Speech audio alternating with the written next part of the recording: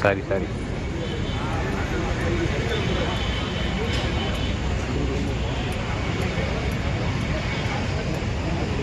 பழனி மலைக்கோயில்ல தினசரி தங்கரகம் ஓடுது.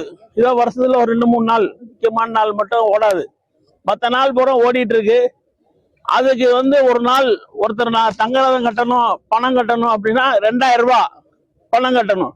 அதை 2500 ரூபாயாக உயர்த்துவதற்கு மக்களிடம் கருத்து கேட்டிருக்காங்க.